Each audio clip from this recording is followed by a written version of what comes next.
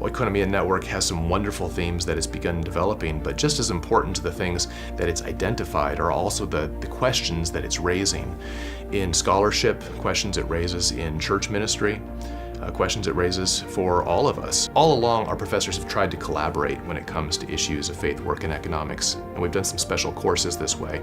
But actually, our entire curriculum now has material pertaining to money and stewardship and all sorts of issues built into every single discipline. Spiritual formation, for example, has been very successful in getting students to think about their vocation, to break down the sacred secular divide in the way they think about work. But it also includes things like church history, which I teach, where we see this built into the curriculum itself, where before I ran into Oikonomia Network, I wasn't thinking about issues of debt, where all of a sudden in church history, I'm thinking about things like usury. I'm thinking about things like the economic conditions of the Holy Roman Empire at the beginning of the Protestant Reformation. These things have mattered tremendously to the church in the past, and it's given us new eyes to approach things in, honestly, almost every single one of our courses. Well, for our MDiv now, we have a course called The Economy of God.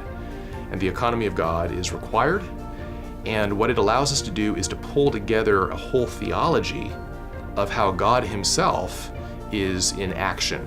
That there is an action of God, an economy of God, where the triune God goes on mission into the world to bring people into relationship with him, and that our own work emulates God's work, that our own actions emulate God's actions. And that this shows up in missions, of course, but it also shows up in the way that we are managers, administrators, the way that we conduct our relationships economically, financially, and so on down the line. Christian universities and seminaries are realizing that our students now are not like the students of yesteryear. Our students today are oftentimes working while they're in school. They're not necessarily full-time with us. And once they graduate, they're not going to be just one career. They're bivocational. In other words, they're out there in the world even while they're working in churches and Christian organizations, meaning that we have to meet them where they're at.